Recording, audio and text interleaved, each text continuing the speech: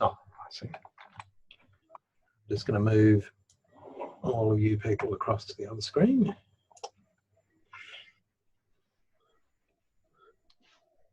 Okay.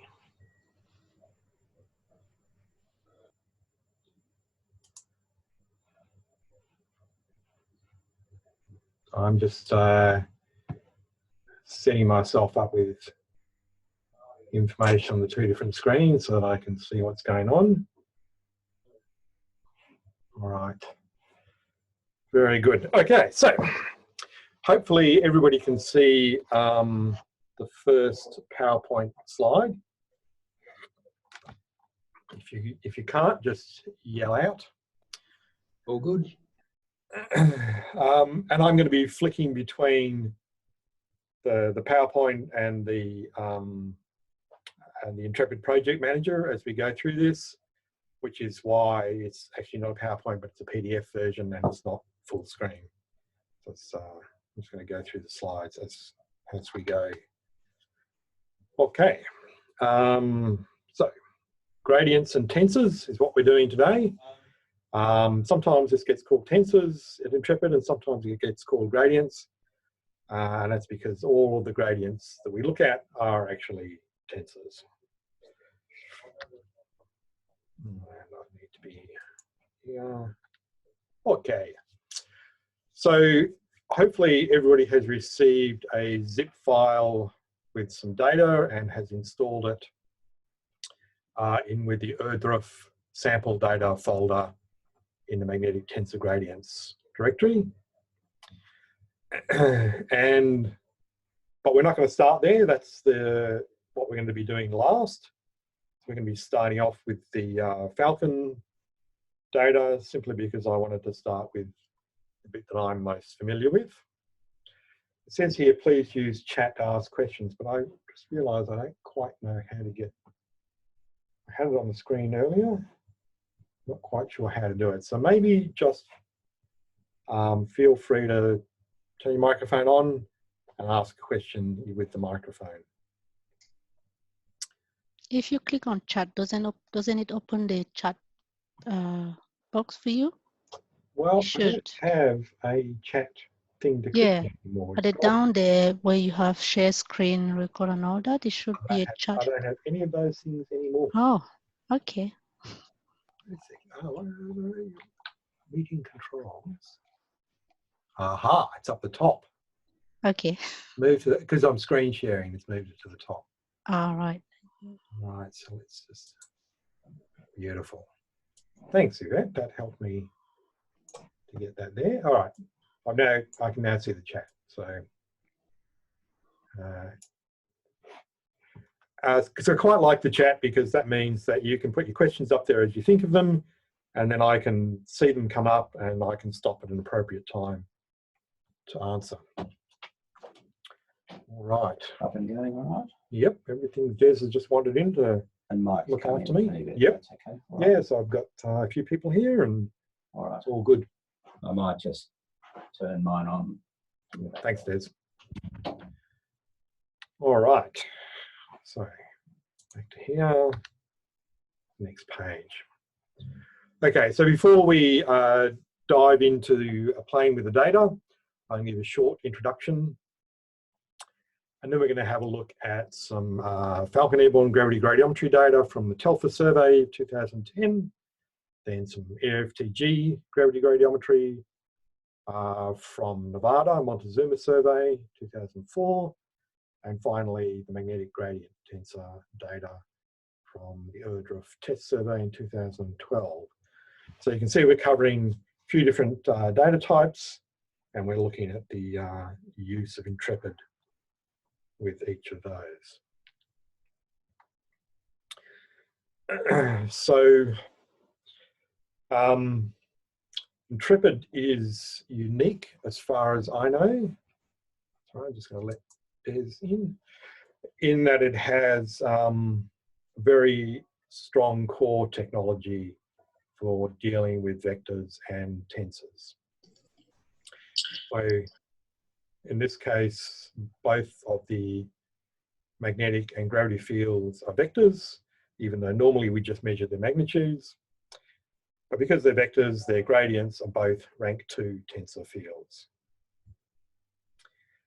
And Intrepid, as I said, has a large set of tensor-specific tools, so we're going to be covering these across these 3 example surveys.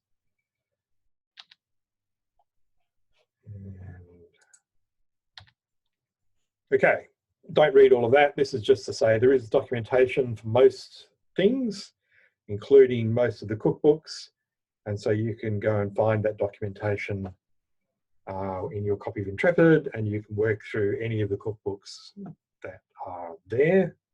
And I personally found a really great way to learn how to use Intrepid, because you could run an example, see what you got, and then you could go back and look at the task file and work out how it did it, and then you could edit it to make it suit your particular needs. So I think it's quite a nice way to learn. I'd recommend that pretty highly.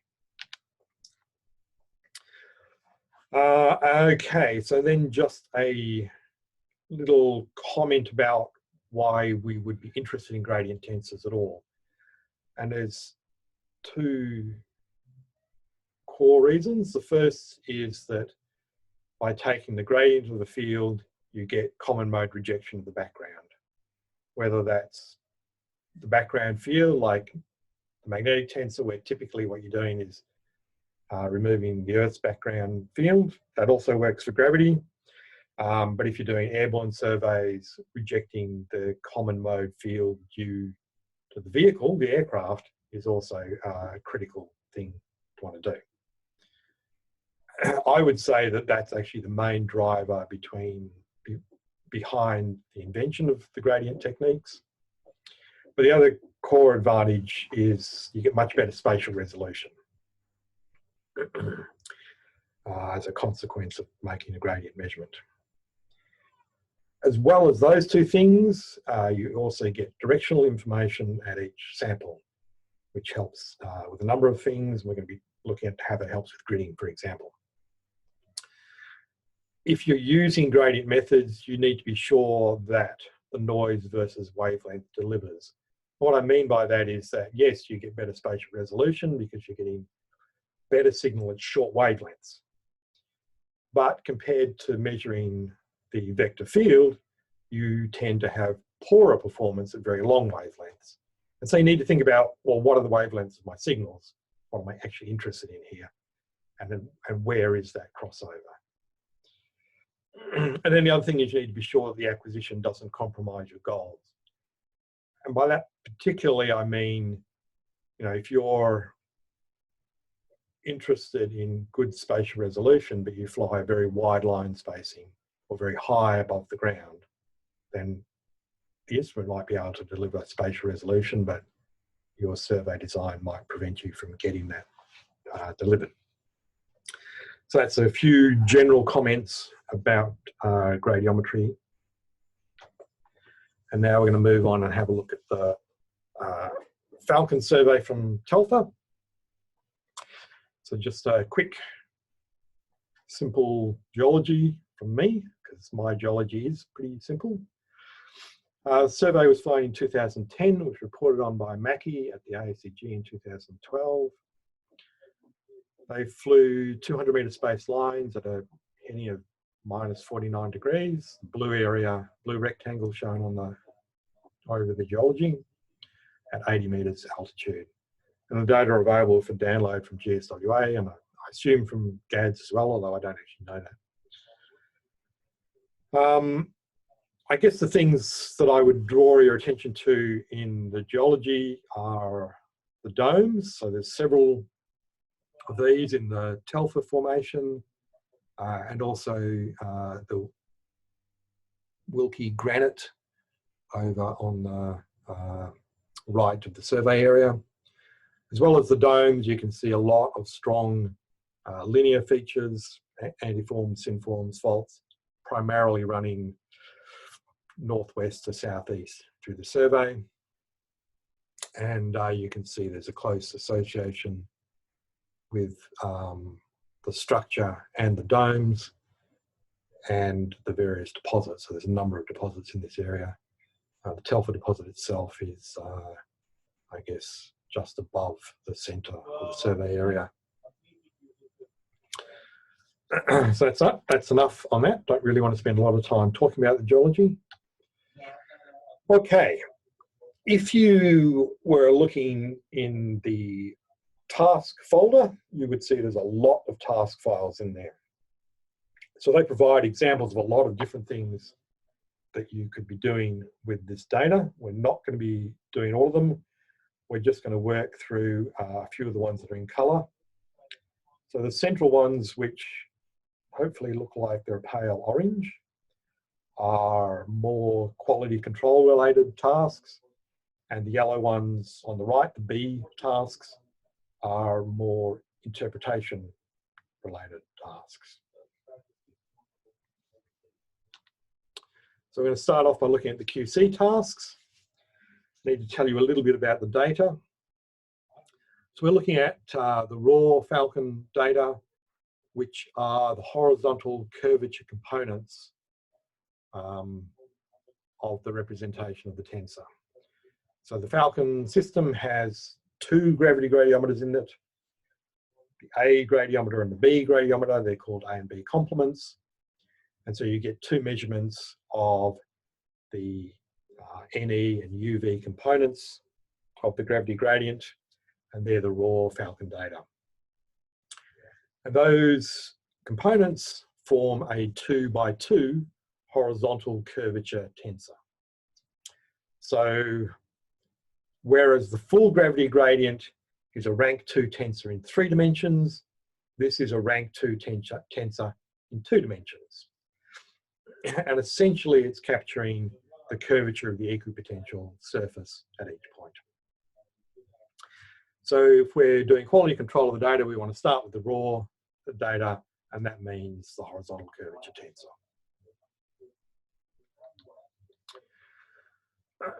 So we're going to run our first task file, but before we do that, I just want to look at this screen.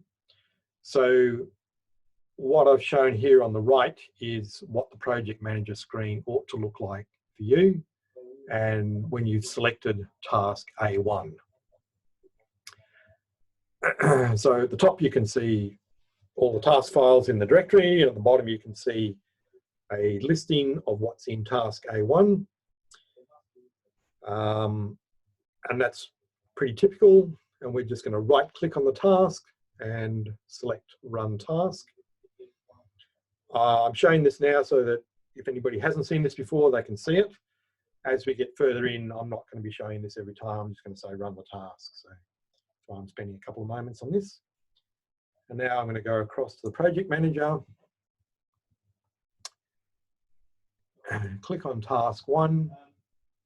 I'm in the wrong folder. All right. That's the Falcon folder. I want task A1. And I'm just going to run task file. Before I click that button, if you look down at the file content, you can see there's some comments there at the top. Quite a lot of the task files have useful comments to give you a bit more information about what they do and what some of the parameters are important for. So we'll just click run task file.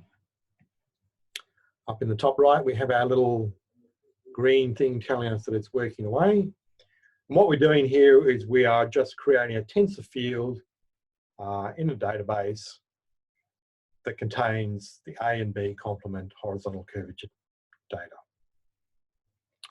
And that's done. So we're going to go back to the PowerPoint. So running that task is not very exciting, but it does provide us the ability to access all of the tensor processing tools in Intrepid. So you'll see with every one of these projects, that's going to be the first step that we do. Next, we're going to grid the tensor. And we can do that using the tensor gridding tool, which offers, firstly, the advantage that it grids all the components in one go. And secondly, the advantage that it can actually use all of the information for each component. And so that allows it to access directional information and consequently do a better job. So we go to task A2 in the project manager, right click and run. And it's running away. You can see on my screen and hopefully on yours, second file from the bottom is the horizontal curvature tensor grid file. So that's done. Now we're just going to leave that for a moment and run a little quality control check on the data. And this is called a phase check. So on all of the gravity gradiometers, both the Falcon technology and the FTG technology, the accelerometers that are measuring gravity are mounted on a rotating disc. So as part of the data processing, you need to demodulate the accelerometer information because at the moment that is modulated by the rotation frequency of the rotating disc. When you do that demodulation, you need to know the starting point. In other words, at what time was the gradiometer aligned with the north and east axes?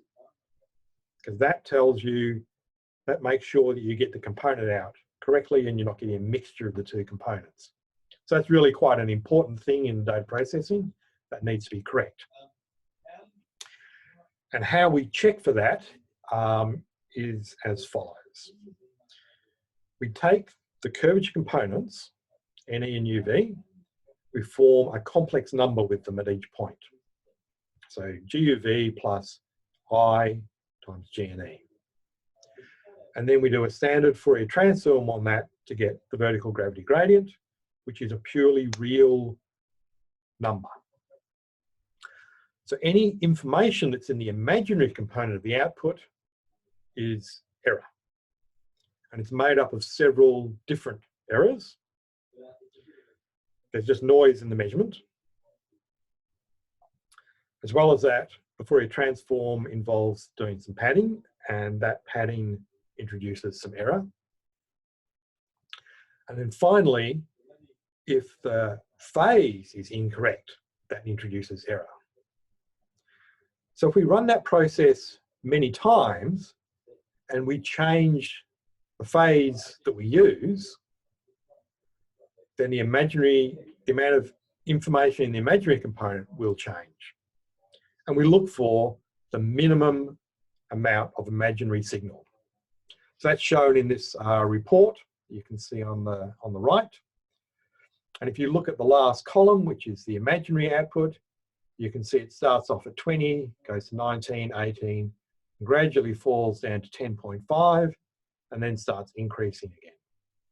So the minimum, the number we're looking for, is at 10.5, and that corresponds to a phase shift of 0.1. So what this is telling us is that its estimate is that the phase should be shifted by 0.1 from what was used in the data processing. So this method is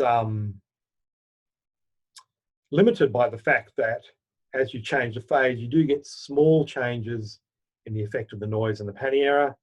And so it's accurate to about plus or minus 0.1. So if it says 0.1, that's close enough to 0 for it to be fine. So in other words, this data set passes the test, the phase check is okay. So I'm going to do that for ourselves. Go to task A3. And if you look down the bottom of the file content, you can see there's quite a lot of description telling you pretty much what I just said. And you can see the parameters that it used to do this. It's a grid filtering task using the Falcon check phase transform. So we just right click on that and run that. Should only take a few moments. It's a relatively quick thing, but it's using that grid that we produced before. All right, so that's done. And say phase and shifting it, what are you actually changing between NE and UV? yeah, so we're starting off with a demodulation, in fact. So, oh, no, that's saying it wrong. What we're doing is introducing a phase shift in the kernel of the transform. So it's, you know, in the real data, what you get is you get voltages out of the A channel and the B channel. And you multiply those voltages by cos and sine functions, where the frequency of the cos and sine functions are fixed by the rotation rate, and the phase is fixed by a calibration. So, and that gives you your A, when you do that multiplication, you pull out the demodulated NE and UV data from each of the A and B channels. So what we're doing here is just simulating that by putting a phase shift into through the Fourier transform process. Effectively modulating and demodulating the data with a simulated additional phase shift. Does that make sense? You said, I can't remember which one you put into the imaginary, whether it was NE or UV. Yes. So in fact, I actually hesitated slightly there. In the when you're doing it on the voltages, it's NE. It doesn't really matter. You can do either. It just changes which wave numbers go to which places in the transform thing. So you can use either. In fact, that introduces a phase shift to 45 degrees by using one or the other. It's not, not relevant.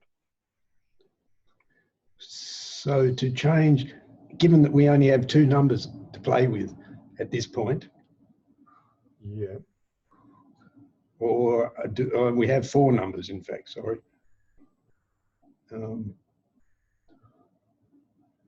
Yeah. I'm just trying to imagine what numbers we're actually changing there, or yeah. So what was changing there? When you run.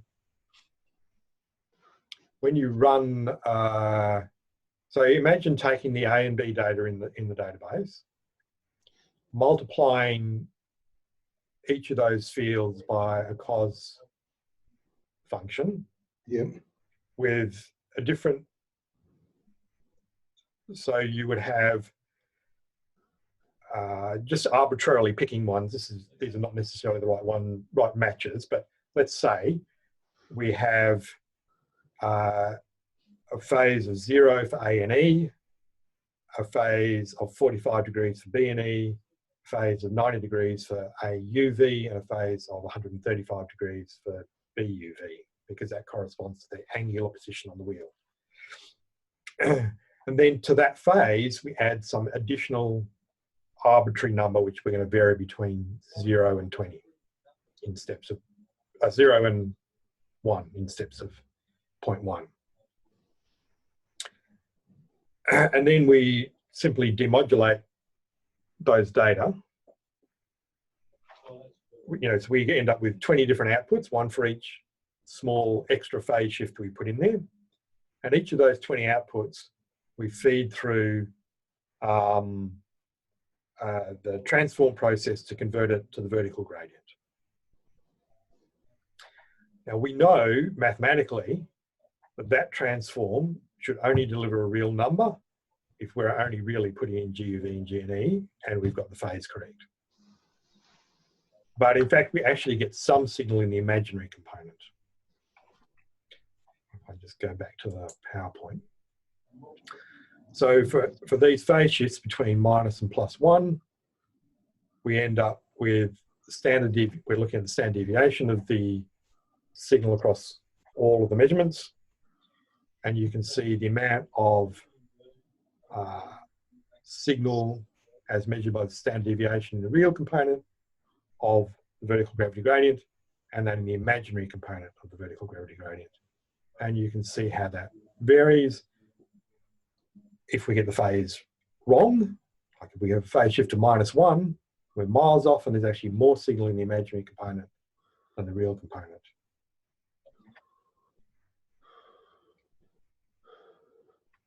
The equations of the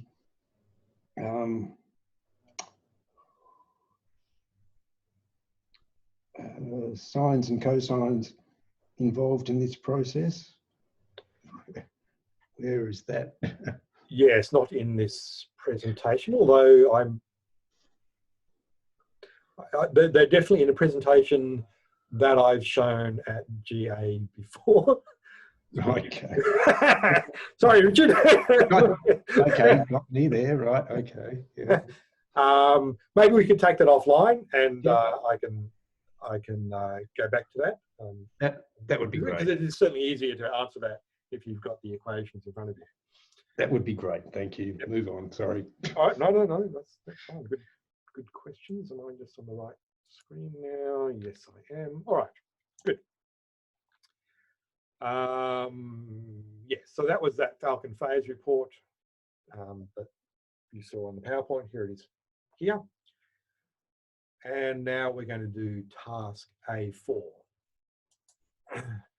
So let's just start that running. So this is called Integrate HC, integrate the horizontal curvature components. And what we're doing here is from the horizontal curvature components, we are calculating the vertical gravity gradient and the vertical gravity. So strictly speaking, the calculation of vertical gradient is a rotation, not an integration, but obviously the calculation of vertical gravity is an integration. So that's why it's called the integrated task. And this is running similarly to the last task using a Fourier transform process. So that's going to take a few moments, I guess.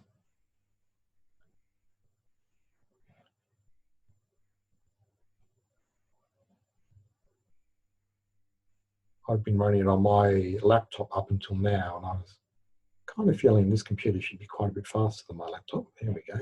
Beautiful. All right, so that's done. And this shows the slides here, but what we're going to do now is Mark's going to be very brave and go and work through the steps to visualize this data on the screen. So we've got here these two grids, T1 AB underscore GD and T1 AB underscore GDD. So it's the gravity on the top and the gravity gradient underneath. So if you select both of those grids and then go up to Visual and select 3D Explore, and then it comes up with a little confirmation requested, and we want separate views because we want to look at these things side by side.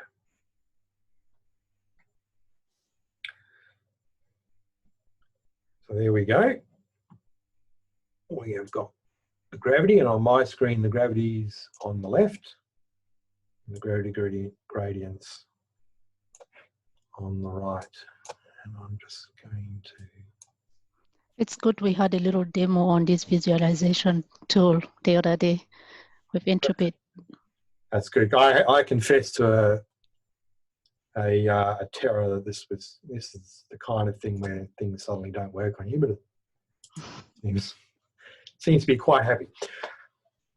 All right, so this is all good. Now, I'm going to change the appearance of this gravity map a little bit. Everybody has their own tastes in these things, but I want to do a sun shaded image. So I prefer to go to a paler set of colors to do that. And the sun angle drape. And on top of that, I'm going to change from a histogram equalized to a linear color map, like so. I'm not going to worry about doing that with the vertical gradient at the moment. So this is slightly off topic from Intrepid, although it's a really nice thing that Intrepid allows you to make these changes so quickly and easily. But I wanted to point out, from my own perspective, you can tell, I guess, or people who know me, I've been around for a few years, and I can remember when contour maps were the way you looked at gravity data. And I can remember when the image processing came in and it was used for magnetic data.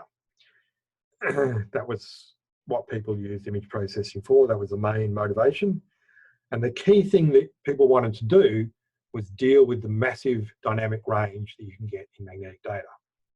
And so there's all these image processing tools like histogram equalizing and people like Shanti working on automatic gain control, using sun angle drapes to allow you to pick up fine details in an image. And it's all driven by the difficulty of managing magnetic data that can be tens of thousands of nanoteslas in amplitude, and there might be signals that are a nanotesla in amplitude that are worth looking at. But if you're looking at gravity data or gravity gradient data, the noise level, 10 milligauss, 20 milligauss, 30 milligauss, 50 milligauss, these are quite big signals. And the noise levels are going to be 0.1, 0.2, something like that.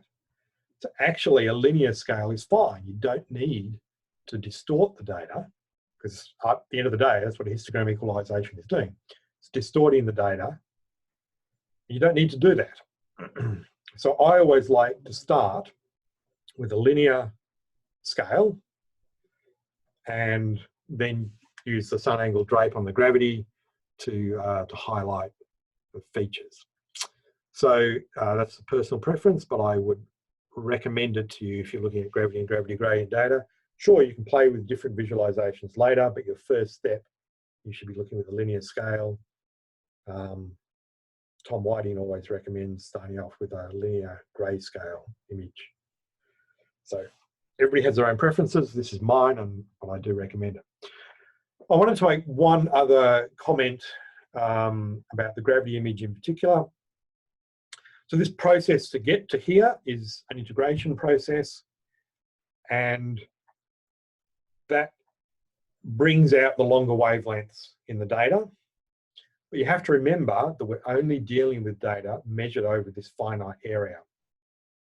And in particular, the method doesn't have enough information here for it to construct wavelengths longer than about the width of the survey.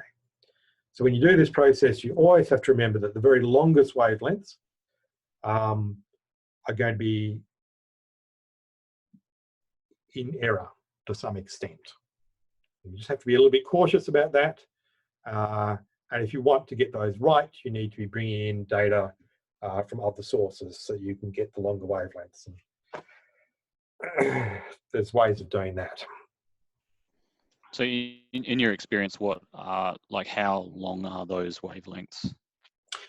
Yeah, so as I said, the width of the survey. So I can't remember the dimensions here. I guess it's kind of, looks like it's 20 kilometers from, I'm pointing out with my fingers, but you can't see that. 20 kilometers on the narrow width. Wavelengths longer than that will be fine. As the wavelengths get longer than 20 kilometers in this particular example, they will be less reliable, increase the amount of error. So you have that high right up the top and a low kind of just below middle. That wavelength is already longer than 20 kilometers. Doesn't mean it's wrong, but it needs to be treated with a little bit of distrust.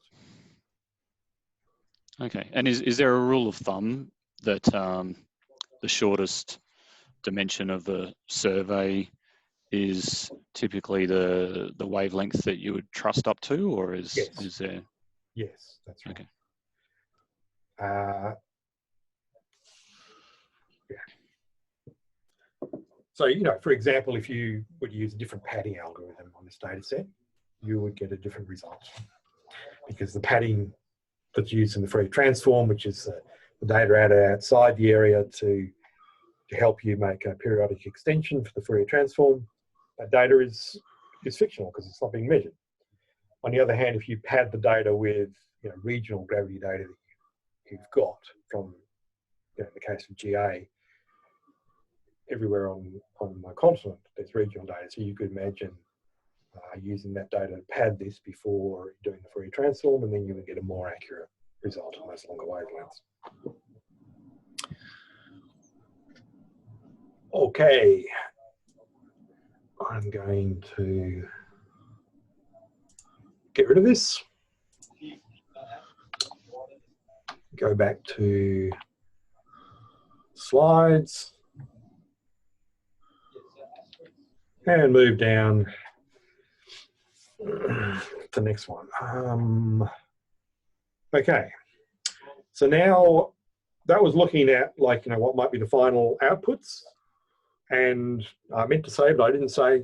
Okay, so yeah, it's limited in the long wavelengths in the gravity data, but that's not the point, right? The data processing team who provide the final data, they've dealt with that issue in the deliverable data as far as the interpretation goes.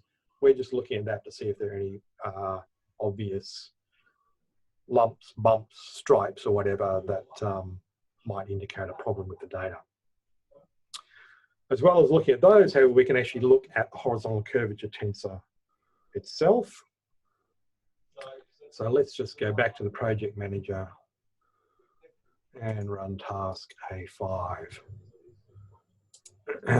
visualizing the horizontal curvature tensor.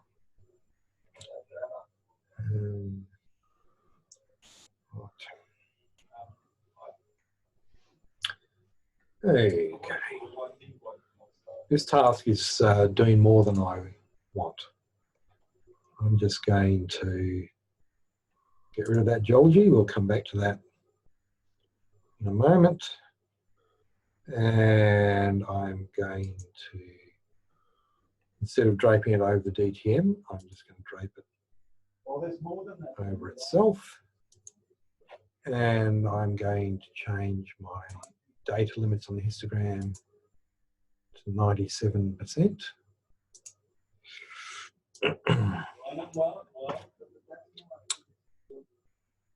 Okay, so this is an image of the amplitude of the curvature gradients. So essentially it's the square root of the sum of the squares of the NE and UV components. And I've taken the geology away, but you already will remember enough of it to notice that these long linear features we've got running, roughly curvilinear features, we've got running from northwest to the southeast, are the kinds of things we would hope to find in the geology.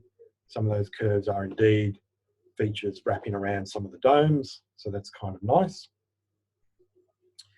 We can also look at other features, and I'm just going to briefly bring up the curvature direction. And I need, what do I need to do here?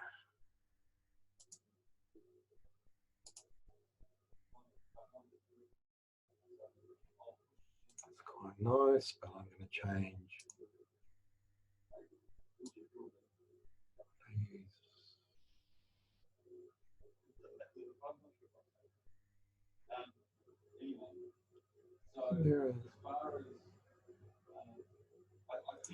Oh, I can't remember which color scale I used. It's annoying. Might have been that one. Yeah. All right, this is not going, something had to go not quite the way I wanted. All right, never mind. Here we're looking at the direction of maximum curvature of the equipotential field. So that too corresponds to linear features in the data, but it's a phase and it should be more sensitive, but I have mucked up my presentation of it. So I'm just going to go back to the PowerPoint. And look at the bottom left image there. And once again, you can see that some of these linear features have come up much more strongly. And that's the curvature gradient directions picking up things that are particularly sharp. And I found personally from a more geological perspective, the two things right at the very bottom corner of that grid, there's these two strong black features running sort of parallel with the direction. And I thought those were quite interesting because they're obviously very strong features in the data.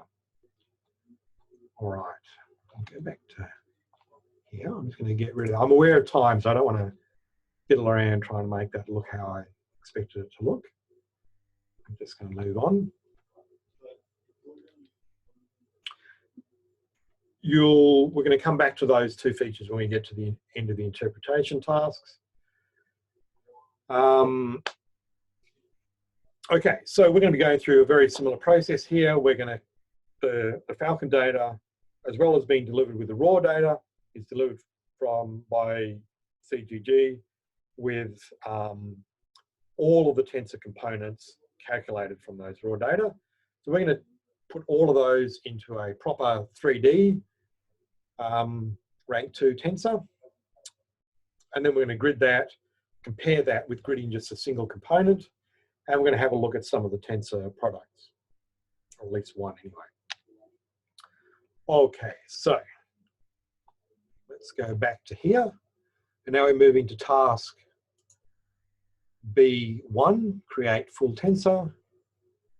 And we're going to run that task file. As I said, all this is doing is just taking those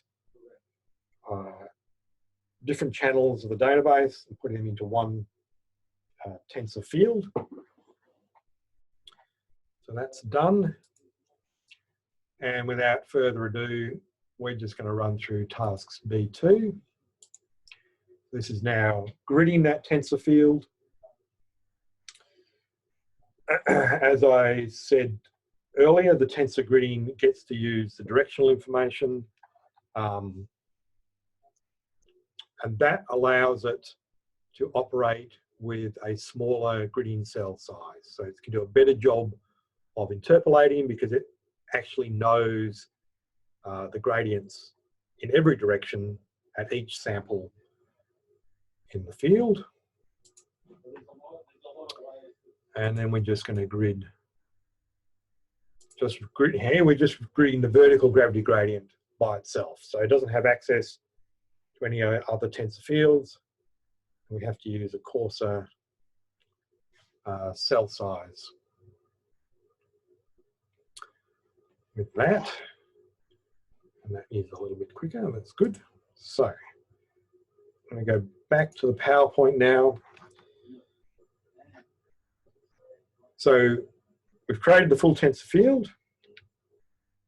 Then we've run task B2 and created a full tensor grid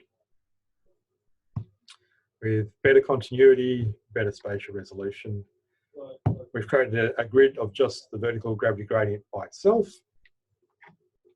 And so now we're going to run task B4.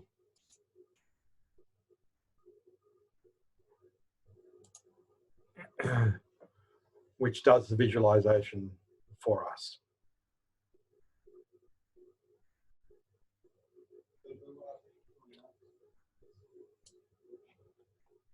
Right, so we've got, Excuse me, Mark. yeah. Are you going to share this PowerPoint with us at the end Sure. of the training? I anticipated that question Aha. and checked with Des, and Okay. he's fine with it. He'll probably want to just run his eye over it and make sure that there's nothing secret in there. but- Confidential. Yeah. Okay. Confidential. Thank you. Yes, but I don't think there is anything confidential. I think it's most likely. Okay. That'll be helpful, please. Thanks. Okay, now I'm just going to, as before, just change some of these.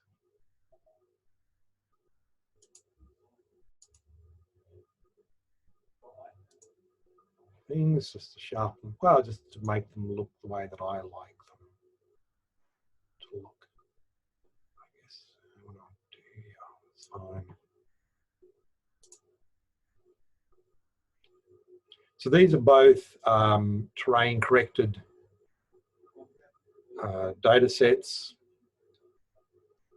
It's useful to drape them then over the terrain model, because then you can go through and look for any residual correlations and decide whether you've got the right terrain correction density.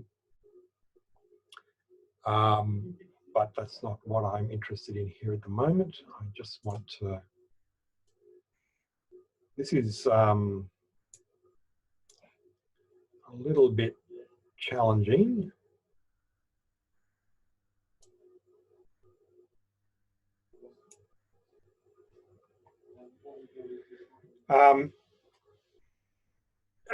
So on this particular example, what you see if you zoom right in, and I've zoomed right into a relatively quiet area of the grid. I haven't got these quite on the same color lookup table, but you can see there's very, very high degree of similarity between the responses. And that's due to the fact that the line spacing at 200 meters is smaller than the filtering of the data, which is at 300 meters. And so although the gridding, the tensor gridding algorithm's got this big advantage, in this particular case, it doesn't make a huge amount of difference. You can see small differences. Let me see if I can find some of these that I spotted before. Yeah, it's up in this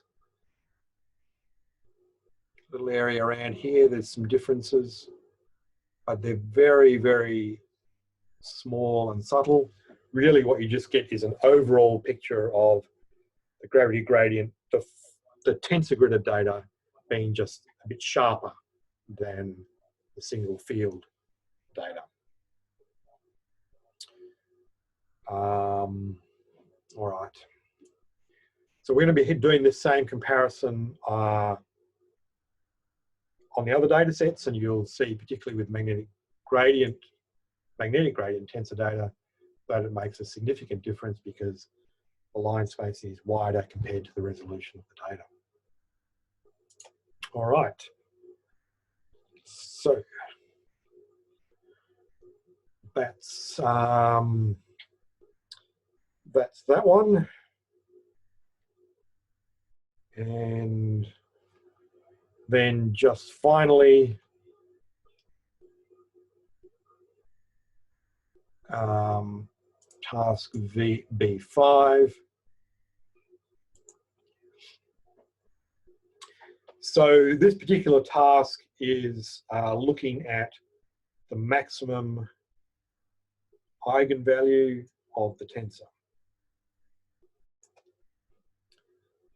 And this is because personally I quite like this, this way of looking at the data.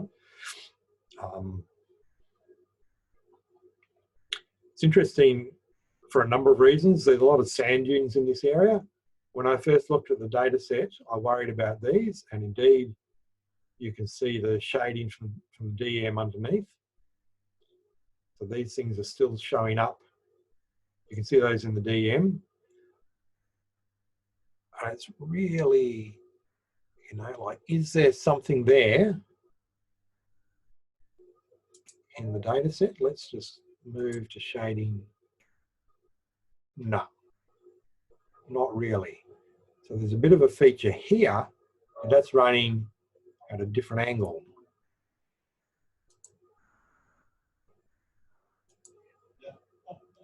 And the features due to the digital terrain model. So that's quite nice. You can see a number of features from the terrain model that don't line up with geological features picked up from the maximum eigenvalue. And so this becomes quite a nice way, I think, of looking at the data. I don't want to spend time, I guess, talking too much about the tensor fields, but you have all of these choices of different ways of looking at the tensor information that you get as a consequence of having the tensor field in your grid. So some of these are good for looking at the total amount of energy in the field. Some are good for looking at what's happening in different directions. Some of these first balance gradients are like phases, a bit like a tilt derivative equivalent. As I said, I like the eigenvalues. So there's a maximum eigenvalue, a middle eigenvalue, and a minimum eigenvalue. I find those quite nice. The minimum eigenvalue, the mid eigenvalue, is very insensitive to linear features. So if you're looking for compact bodies, that can be quite a nice image to look at. Lots of things there that you can play with. I find it quite helpful to think about the geometrical properties of the field, because that's essentially what the gradient is telling you. It's the curvature of the potential. And the eigenvalues are the most, you know, it's very hard to imagine a three-dimensional curvature of a three-dimensional field in your head. The eigenvalues are the curvatures in the directions of maximum curvature. So they're, or minimum curvature. So they're a little bit easier to relate to from a geometrical point of view, and a little bit easier to relate, therefore, to the geology. All right, so that's enough of that. How am I going? I'm a little bit behind time. So let's move on. I'm not going to bring this one up on the screen because of the time, but this is showing you the maximum eigenvalue overlaid on the geology. And you can see things like these highs in the red and white, coincident with the Wilkie granite, just at the edge of the top side of the pro survey area. You can see the, I knew this was going to happen. Anyway, this dome feature here, the Telfer geology, whatever that geology is, I've forgotten already, associated with the gravity low. Similarly, this feature down here, the, it begins with the C. So a lot of these domes are associated with gravity lows. And then you can also see these curvilinear highs running along parallel to and adjacent to the geological strike of the faults and synforms and antiforms in the data. So you can see in this case, the maximum eigenvalue is telling you quite a lot about the geology in the area. All right. Our next example is an air FTG survey. This is flown by Bell Geospace. I always kind of feel on these things like I'm on the ABC, and I shouldn't mention commercial names, but they're pretty much a one-to-one thing. So this is Bell geospace data. It's flown in Nevada over the Carlin Trend in 2004. 200-meter line spacing, so a nice tight survey, but flown quite high, 250 meters above the ground, and the data kindly supplied by Bell Geospace. And right, so that's that was the surface geology, which is not that exciting. And then here is the vertical gravity gradient shown over the survey area, and you can see there's a pretty massive structure running right through the middle of that area. Okay. So this data set has been in Intrepid distributions for quite a few years, and consequently there are a lot of things you can play with here. We're not going to be playing with very many of them at all, but all of those tasks files are available, and there's documentation associated with them, so you can have a look at that and learn quite a lot about the kinds of things you can do with FTG data and how Intrepid goes about doing them. A lot of these things apply equally well to magnetic gradient data and to the Falcon data. So feel free to mix and match. We're going to do just a few of these. We're going to do our standard thing of forming a tensor field from the components. We're going to look at a noise reduction filter, and those two things are our data processing tasks. So let's just close the Falcon folder and open the... Actually, I think I said something wrong there. The Zonia data has been around for a long time. Montezuma data is new, but the tasks were brought across from Orizonia, which has been around for a long time. So, apologies for misspeaking then, misleading you. Okay, so we're in the processing folder. This is the form tensor field from parts task. I'm going to right click on that, run the task file. Visually, there's not much to see on this part of things, but it goes through nice and quickly. So that's done. Back to the slides. Cool. So we need to run tasks 3 and 5 as well. So 3 is doing the noise reduction. Then in task 5, we're going to look at a comparison. So let's run, oops, task 3, noise reduction on the line data. So this is running a full tensor noise reduction. Effectively, what that's doing is it's using some of the tensor data to predict what ought to be there from one tensor component and comparing that with what actually was measured from that tensor component, and where that is significantly different, effectively smoothing that out. So here we go, and now we can run task 5, 3D Explore before and after. And this brings up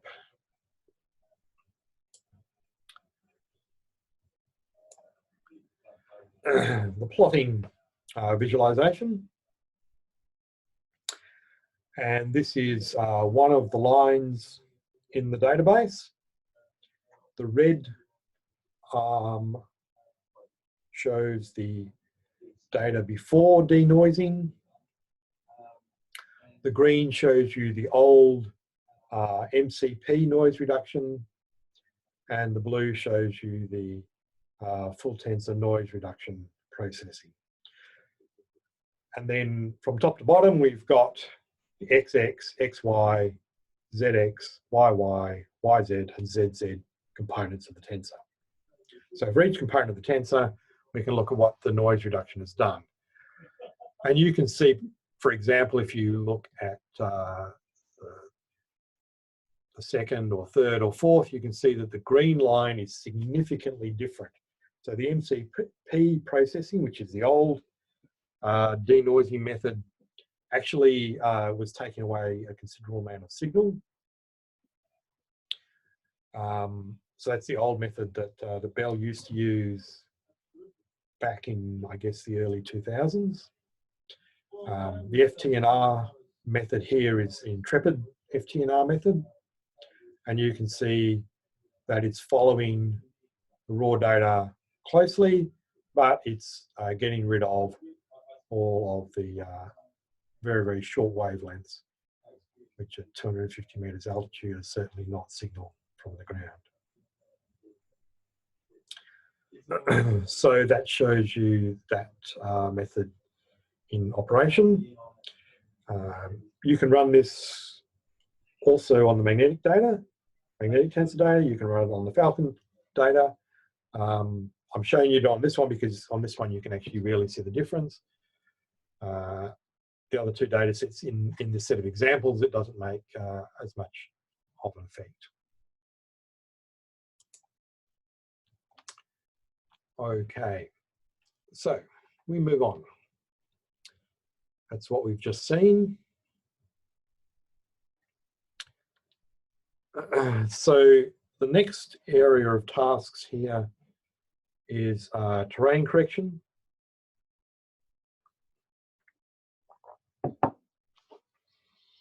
And there are a couple of terrain correction methods available, one based on the hammer method and one based on the quad tree approach.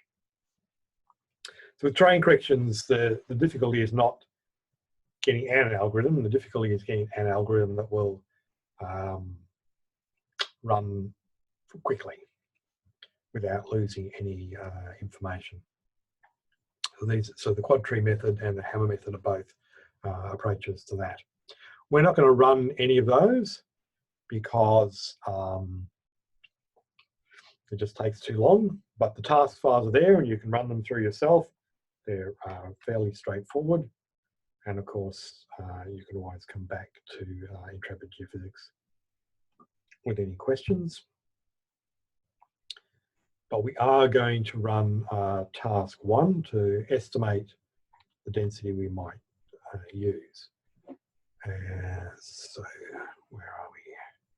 So into the terrain folder and task 01, dB edit, estimate density. That's the one we want.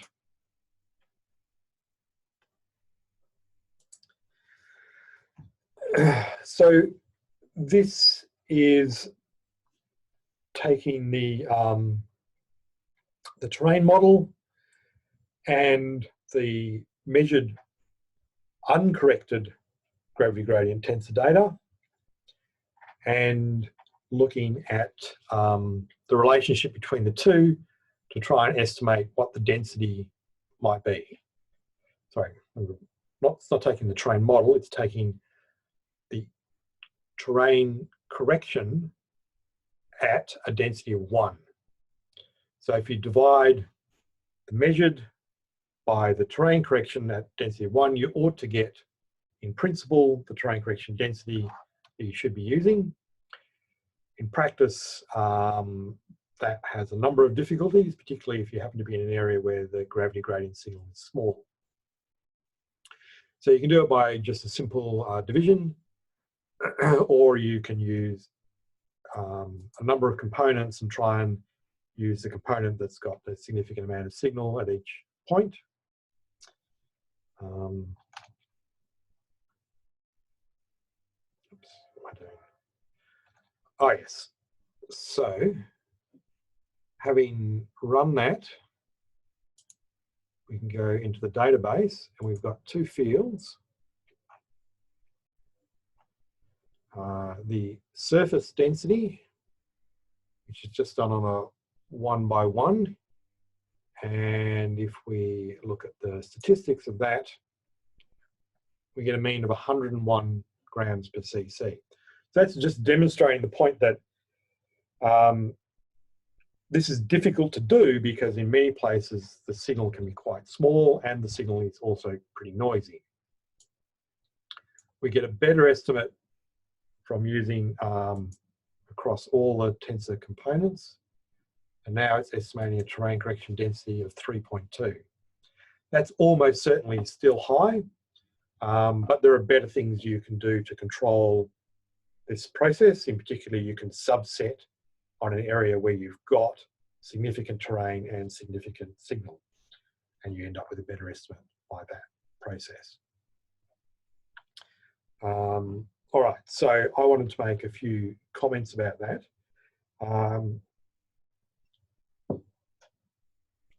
I guess I always feel a little uncomfortable with methods of automatically doing terrain corrections. And I think that my discomfort doesn't come from the methodology. It just comes from, why are you doing that? And more importantly, why do we do terrain corrections? And the typical answer that people have is, well, we want to get rid of the effect of the terrain because we know what the terrain is, we're interested in the subsurface geology. And that's true. But imagine if you've got an area where there's two hills and one of them's limestone and the other one's iron ore, and you don't know, but you remove the effect of both of those hills using some kind of automatic method, you've missed out on the opportunity to find an iron ore deposit. And that's obviously a pretty extreme example, but nevertheless, it illustrates the problem, which is that the hills and the valleys are the geology. So my preferred approach by far is to say, well, the reason I'm doing a terrain correction is because the terrain effect is much bigger. The gravity due to the terrain is much bigger than the geology, and so it's obscuring the geology. So I want to minimize it. So in an ideal world, I would like to pick a hill of known geology and known density and say, right, I'm going to use that terrain correction, that density, my whole area.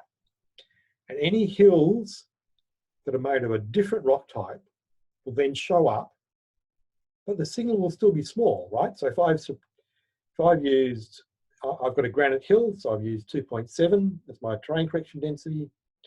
I end up with, so I take that off, and there's a hill that's got a density of 2.9. So now I've reduced its density contrast to 0.2. So it's not obscuring my geology anymore. It's just part of my geology. And now I know that that hill is made of some rock whose density is 0.2 grams per cc, higher than granite. And that's useful geological information.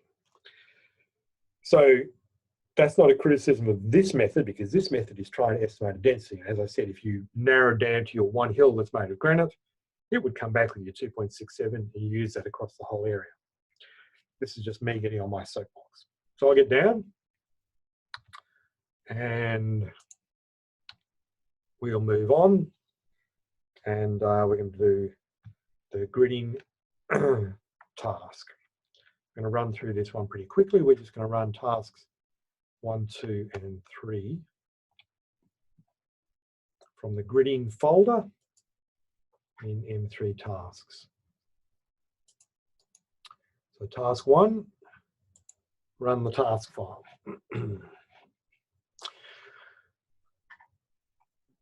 So that's gridded the tensor, but not using the MITRE task, not using the tensor gridding.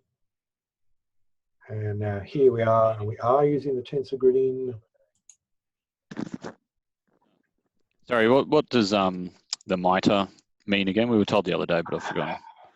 I knew somebody was going to ask. The T stands for tensor. Des told me and I've forgotten. Des, you not sure whether Des is still online or not. Yeah, I'm there. What does MITRE stand for again, Des? Yeah. You told me the other day, but I forgot. Minimize, MI, minimize Okay. tensor residual errors. Okay. There you go. Minimize tensor residual errors. Good. So we've gridded the data sets. So now we're just going. Did I go too early there?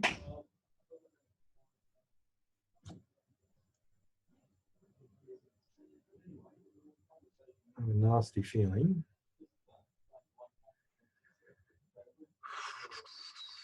Oh, okay.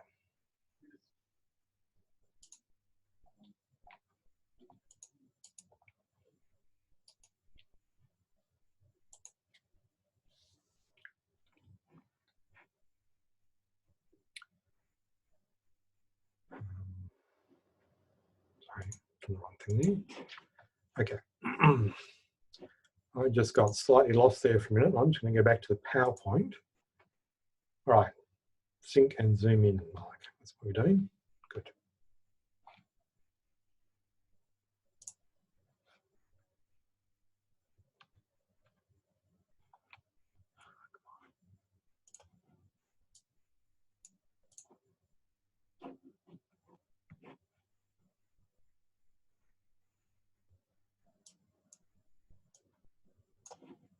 I have this problem that it keeps putting the images near the top of the screen, and bloody Zoom keeps thinking I want to talk to it. There we go, I got it. All right.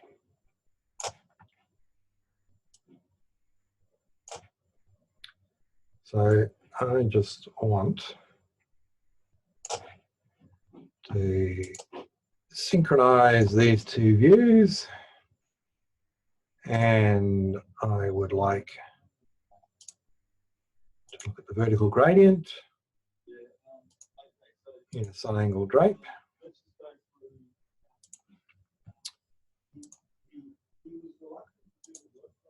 Vertical gradient,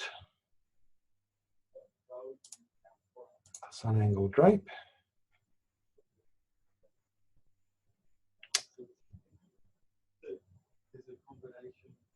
And I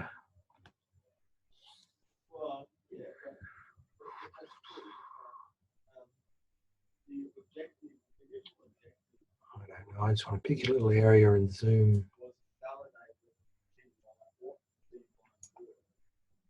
Right in. I probably over zoomed a bit there.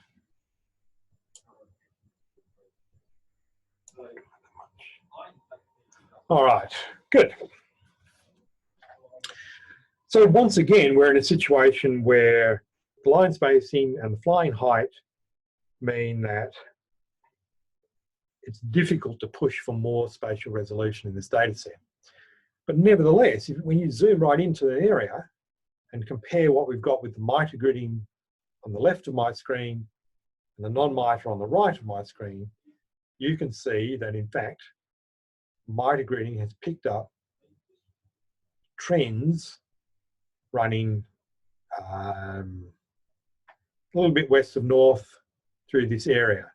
And if you look carefully, you can see that they do run in slightly different directions from each other. So this is not just a line direction effect.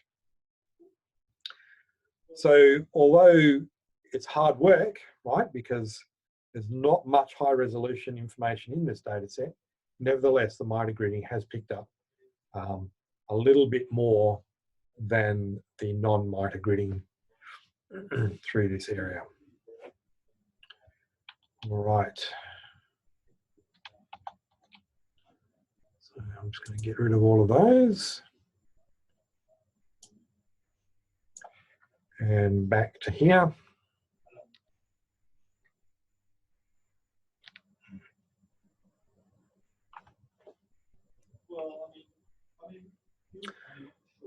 Okay, so the next thing we're going to do is looking at using this information, using the tensor data to map faults. So this is going to run through a process that looks something like this. We run a convolution over the tensor grid, which pulls out the eigensystem. So the curvature of the field varies from place to place, and the directions of maximum and minimum curvature, which are the eigenvectors, vary from place to place. And what we're doing is mapping those directions across the area. As I mentioned earlier, when the middle eigenvalue doesn't respond to 2D bodies, so in other words, when the middle eigenvalue is close to 0.0, potentially we're in a place where there's a 2D body, a fault or a dike or something like that. And if we get a cluster of those close to each other and all pointing in the same direction, then most likely we have found a two-dimensional body, which, as the next line says, we're calling in inverted commas a fault, but it might be some other linear feature. So we transform the tensor into those coordinates. So we're going from the eigenvectors into the coordinates associated with that fault direction, and that allows us to pull out a 3D vector of the strike. We can collect those together where there's enough solutions and where the noise, where the signal in the tensor is significantly above some noise threshold. And then that gives us two-dimensional information, fault predictions across our survey area, which can then feed into directly into an interpretation or into other software in which we're building a 3D geological model. So,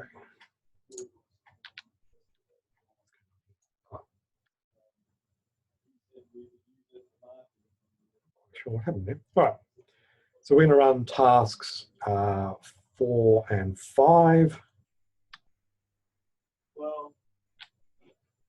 in our interpretation folder.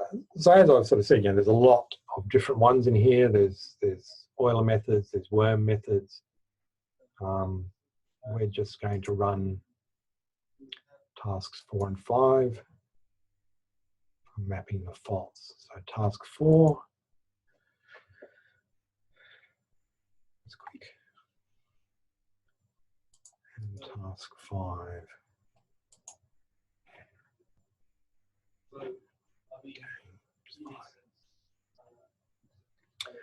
Okay, so here it is, bringing together its set of isotropic clusters. Then it's fusing them together in the horizontal direction.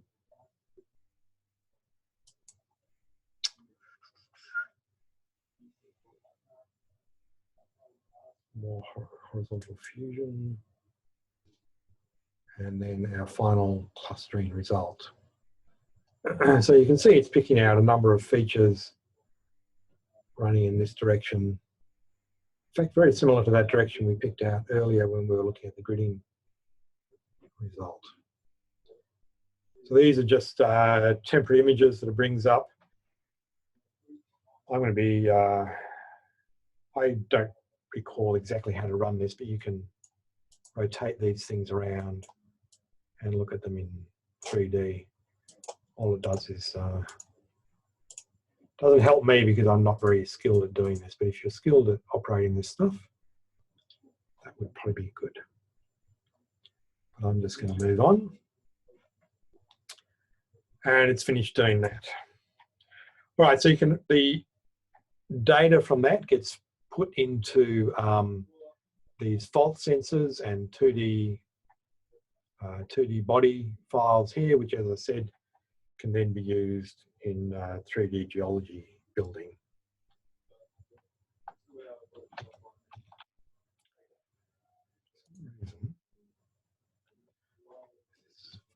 I'm having a little bit of trouble with the keyboard here. I don't quite know why, but you know. All right.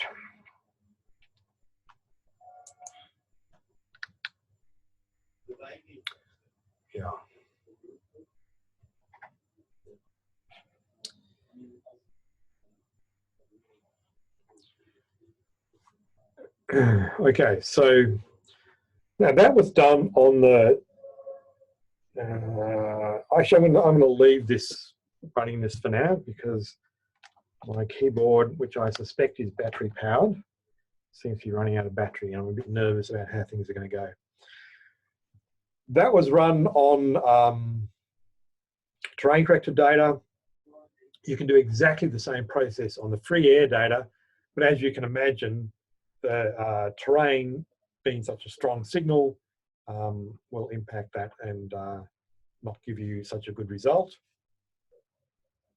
So you can try that yourself running those tasks, but this is the answer on the screen now. So the first one we looked at is on the left using the Berge corrected data. And you can see there I'm going to say an orange rectangle. On the right is the free air data zoomed into that same orange rectangle. And you can see it's got all of these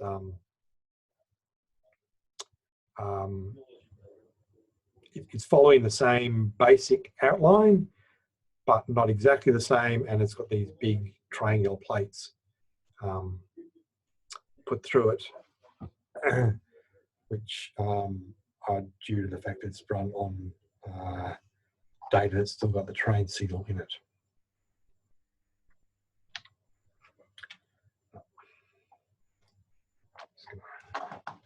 Sorry, I'm just continuing to have problems with that keyboard. I'm just going to have to just use the mouse. Hopefully that's going to be all right. Okay, and then our final task, we're going to look at the shape index. So I'm not sure how familiar people are with this. This is taken from a paper written by Carlos Ceballos. But if you're operating in a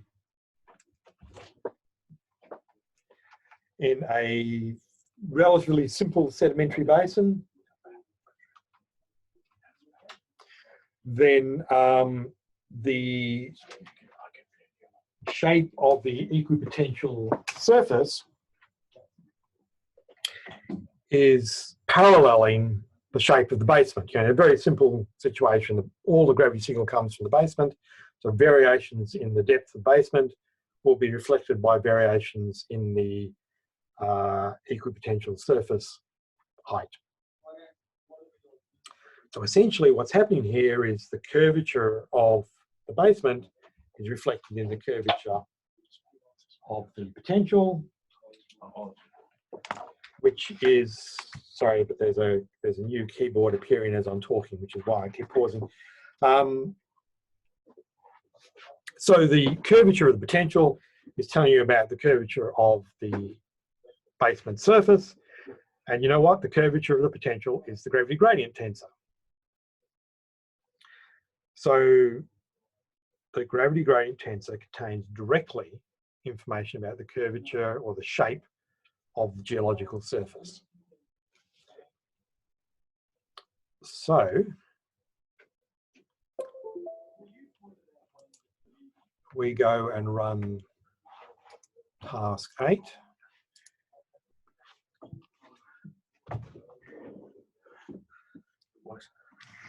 We'll see.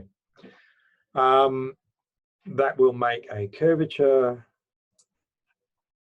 for us. What's happened here? Yeah. I'm just gonna. I don't know where it's. Ah, here we go. Zoomer shape index.ers. So if you ran task 8, you should have ended up with a Zoomer shape index ERS file. So click on that and run 3D Explore.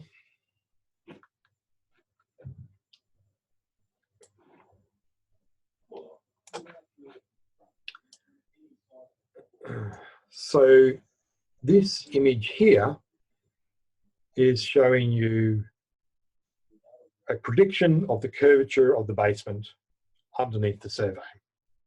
Now, the truth is, in this environment, the basement is heavily faulted, and that's shown by this sharp distinction between the blue area and the greens and yellows and so forth above it. You can also see that those red and white areas reflect a different curvature again in the field. And I'm just going to take a breath from keyboard swaps and so forth. And yeah, right. So that's that. I should spend a bit more time talking about that, but I'm afraid I'm not going to. I'm losing it here, and I'm just going to move on.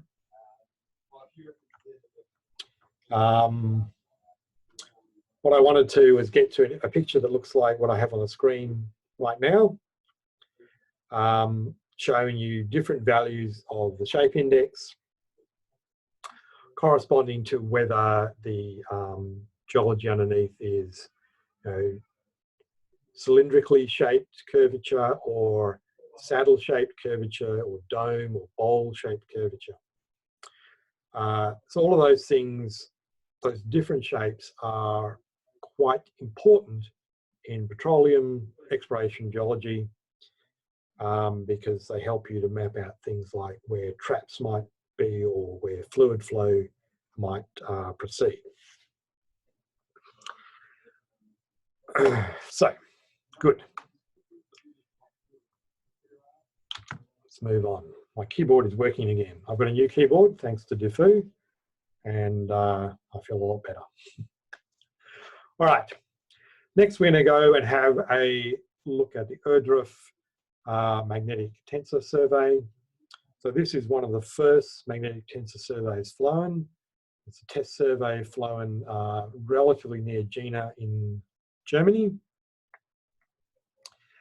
Flown in 2012. Thuringian Basin is a sedimentary basin. There's lots of culture in the area. Roads, railway lines, power lines, magnetic sediments in creeks. So that kind of tends to dominate the signal here. We're going to be looking at a little area coloured blue on the map on the right. These are 50-metre spaced lines at just under 50 metres altitude. And this data is courtesy of, I can't remember who actually. All right. We're just going to be looking at a few tasks. One of the things that I'm quite keen on is task 2, which is looking at the glyphs. This is a really nice survey for that purpose. Other than that, we're going to form the tensor, we're going to grid the tensor, and we're also going to convert the tensor data into a TMI grid and look at that draped over a terrain model. So, first of all, we're going to go to the project manager, close the full tensor gravity gradients, and open up mag tensor gradients, Ohrdruf sample data. I'm going to sort those by file name and run task 01, form the tensor field from parts. So this is precisely the same task that we've done on the previous 2 surveys, just getting the various components and putting them into one tensor field. And then with them all there, we can visualize those with a tensor glyph using 3D Explore. It's going to take just a little while because it's got to load a lot of data and do quite a lot of drawing. So essentially, this is going to draw a symbol or a glyph for every single data point in our survey. I'm going to make that nice and big. Now, at the moment, this looks like a flock of birds taking off for the survey. And that's because we've got some very strong signals in a few points, but I want to zoom in so you can see this curved line of red over on the far right and relatively near the bottom. And I'm just going to select an area right there and zoom in.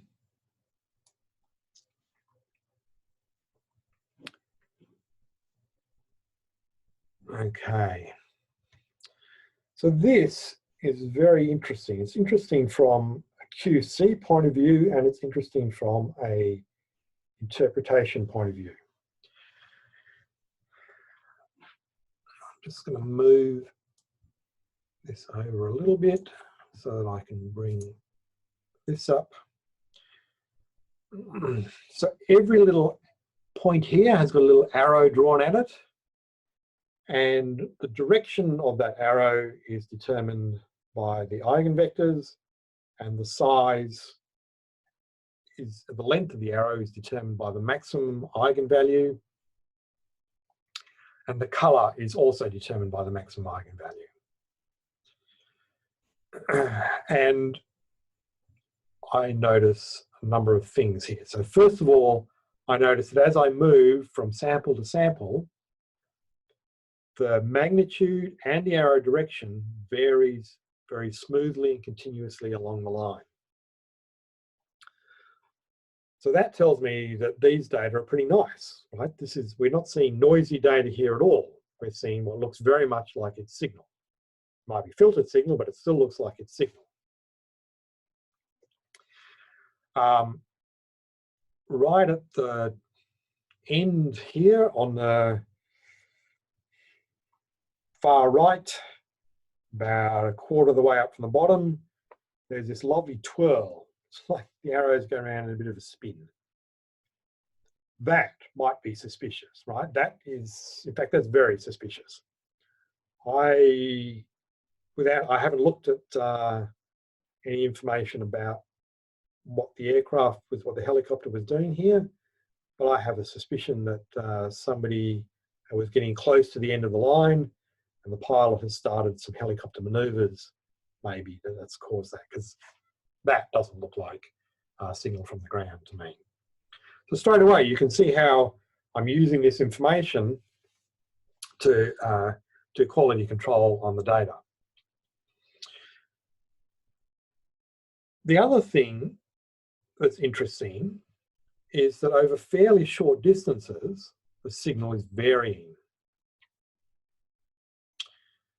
So I'm getting signal from the ground, varying in amplitude, and I notice that I have what looks like one feature here that's cutting across a number of lines. So it starts near where our little twirl was, just below that, and angles up diagonally across the screen. So what this looks like is I've got some sublinear feature, and the magnetic signal along that feature is varying as we traverse it. If I was up in the Hammersleys and this was a paleo channel, I'd be thinking about variations in magnetite grade or hematite grade. I should say hematite grade through the channel. And that is clearly valuable information. In some other scenario, I might be looking at variations in depth of a channel. You might have, magnetic material deposited that I know is deposited at the bottom of the channel, and lo and behold, I'm getting depth of channel mapped, and I can start thinking about places where little particles of gold or little particles of diamonds might have got trapped, depending on what the geological situation is. As it happens, in this particular situation, I don't have a paleo channel, I have a channel at surface. It's a little creek, and I suspect very much that I'm looking at some kind of industrial or suburban waste products in the creek. Anyway, that's fine. but it really, even though this is more about culture on this particular survey, because it's just a test survey, it does, to me, illustrate very nicely the power of mapping these glyphs to learn about the variations, subtle variations of geology through a particular unit. All right. Back to the PowerPoint. The keyboard that Alt-Tab works on again, so that's pretty good. All right, so we've had a look at the glyphs and talked about that. The next thing we're going to do is do our tensor gridding task. So I think I might get that underway. Let's actually go back here and just get rid of that. And then into the project manager, tasks 3A, start that running. So we've got a survey here where, that's quick. Let me just start task 3B, running the whole tensor. We've got a survey here where the line spacing is 50 meters. So using our standard rules of thumb, we grid our data at 20 meters.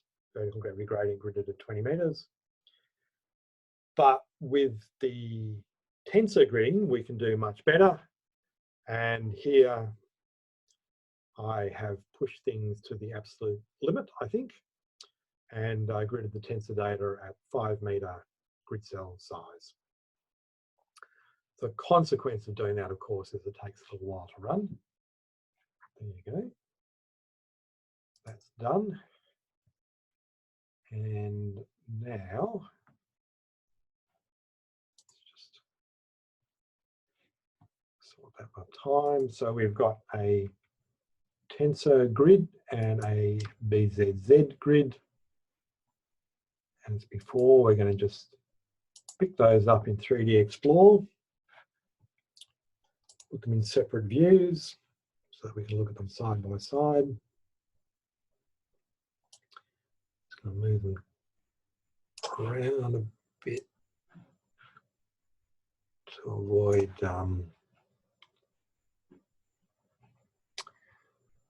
okay.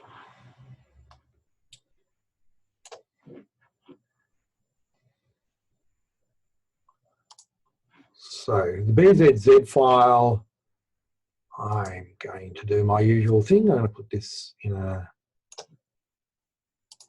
pale pastel shade, and I'm going to sun angle drape it over itself.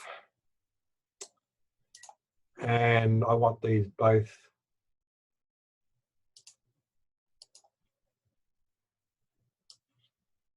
on the same range. So I'm just going to use numbers that I can easily remember. -5.5 to 12.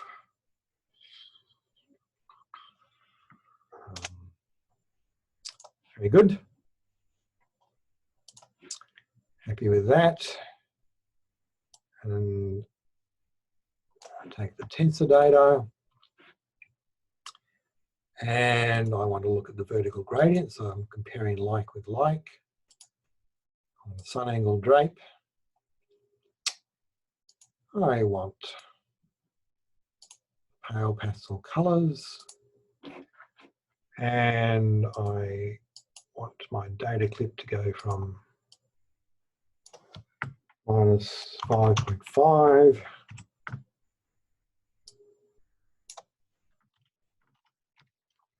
to 12.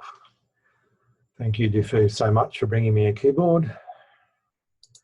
All right, so now we're looking at like for like. I think I mentioned earlier that a lot of the signal here is culture. And you can see these little blobby, curvy features running through the whole area. The one thing that is geology I'm going to zoom in on, and that's this feature here.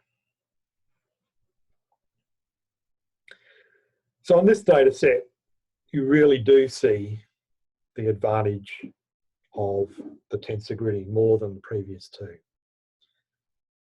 It's a significant amount more spatial resolution because the information was in the data. But a normal gridding algorithm just relying on one component can't reliably reproduce that. So you can have a look at these images for yourself. I hope they come out well across the internet. Or if not, I hope that you've been doing the same thing on your computers and been able to see it. I particularly like this circular feature just here. Hopefully you can see my cursor next to that. So, but there's a lot of fine structure there which shows up as a consequence of being able to use all the information in the data set. I keep going back to the QC things. You can also see that some of the flying wasn't fantastic either. The gridding algorithm has not persisted across places where the survey lines are too far apart. I suspect that that is due to the culture in the area as much as anything. All right, that's good. So I'm just going to get rid of those. Go back to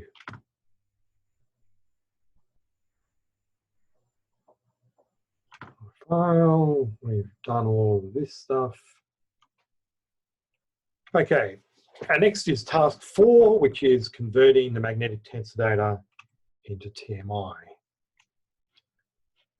So I'll sort these by file name again. There's task 4, it's actually 04. Convert mag tensor to TMI. Let's run that.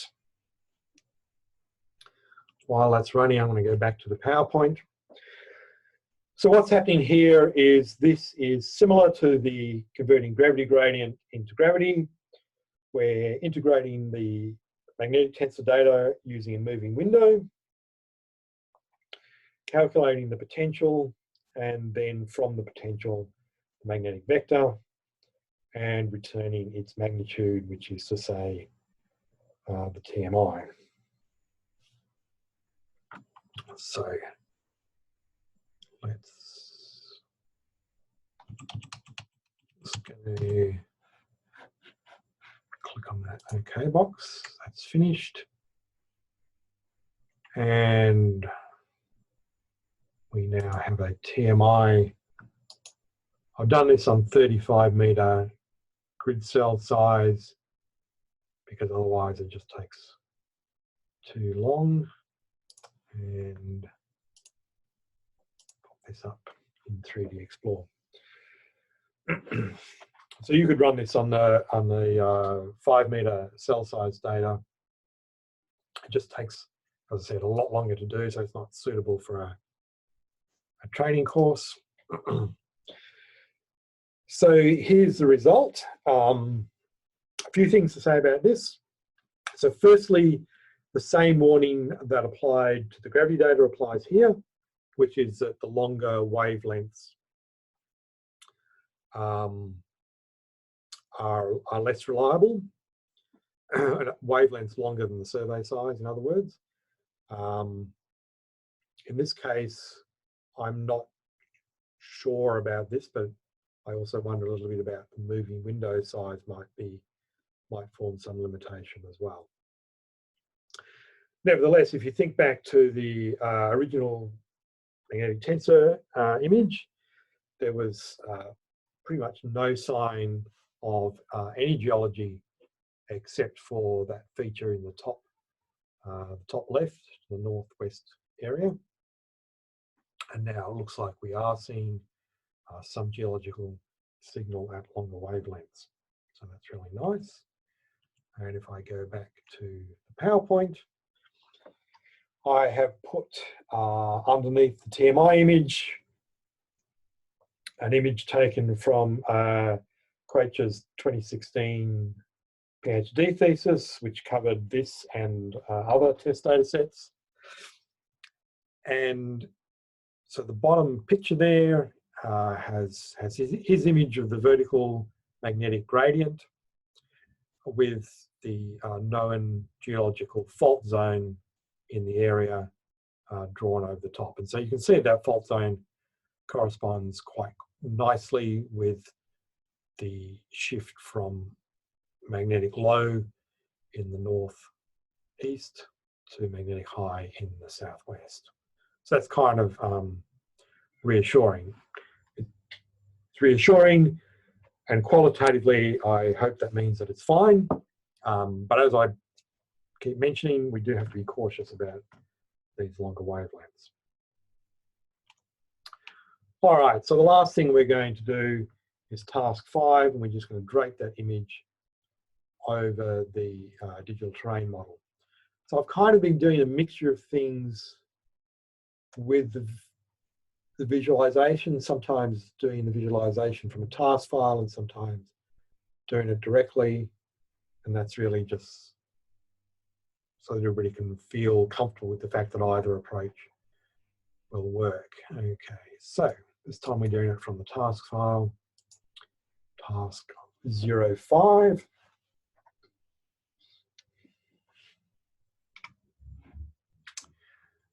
So it's drawing both the terrain model and our draped image. We're not interested in the terrain model for now.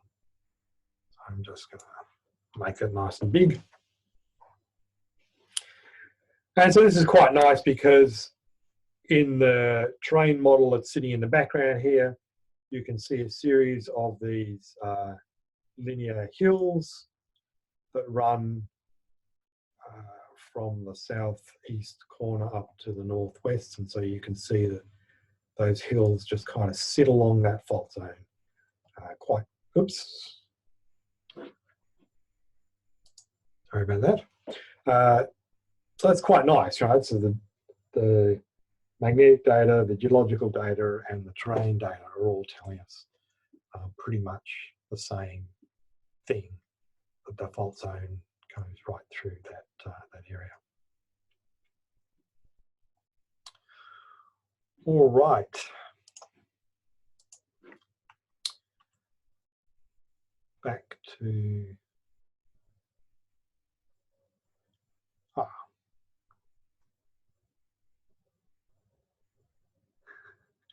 I just got so I think because of the keyboard thing, I got so carried away with focusing on this screen that I've ignored the chat. So my apologies for that. I'll have a look at these right now. So, so Phil's obviously having some problems with his license there. My apologies for that, Phil. Okay, Richard, you need to ask really nicely whether the visualization tool can be configured for user defaults. Yes, it's a very good question. I'm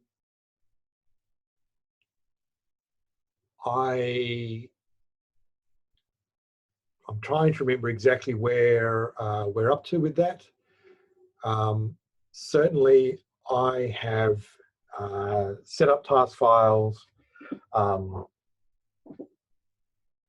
by going into 3D Explore, setting the lookup table that I want, so the pale pastel colors, the limits that I like, the linear scaling, all of those things. And then I think the menu thing is save workspace. It saves a task file for me, and all of that information is recorded in the task file. That is a very recent change. And to be honest with you, I'm not 100% sure whether it's in this release, the release that GA got a couple of weeks ago, or not. So yeah, look, I'll check with that and get back to you. But if it's not there, it's almost there. Because as I say, I have used that internally. And I find that that's quite nice, you know, if you're setting up for something like a training or showing other people or sending a task file so that somebody can reproduce what you've done, or keeping a task file as a record of what you did for a report or a publication. So there's all of those things.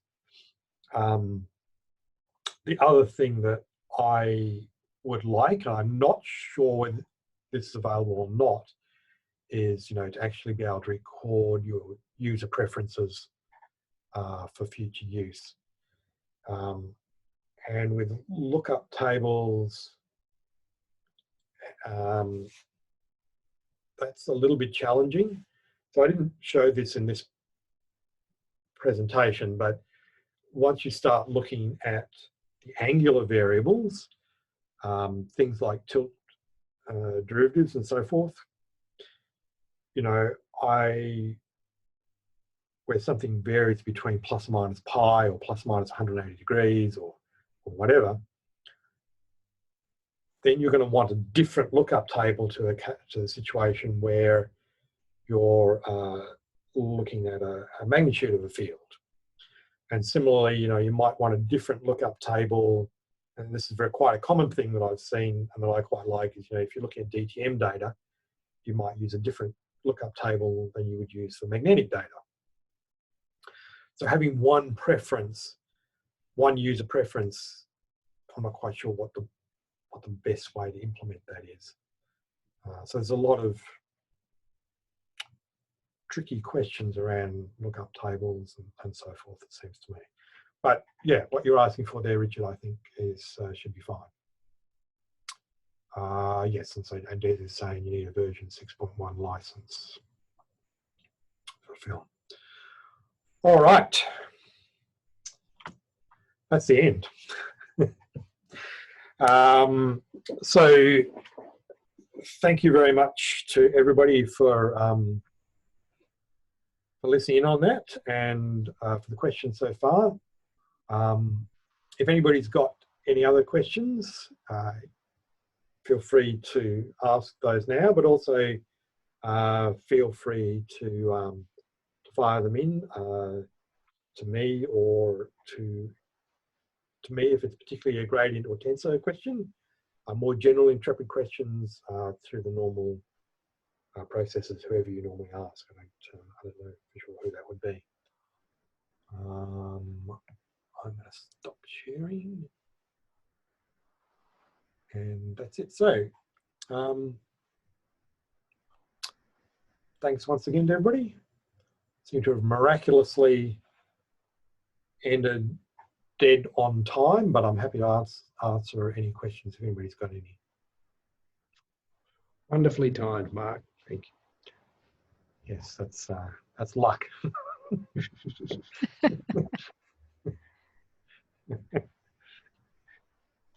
Nicely done. No, very good, Mike. Mark, thank you. Thanks very much. Very good. Yeah. Well, there doesn't seem to be any questions, so I'm going to call that a wrap and thank you once again, and hopefully see you all soon or talk to you soon. Thanks, Mac. Bye.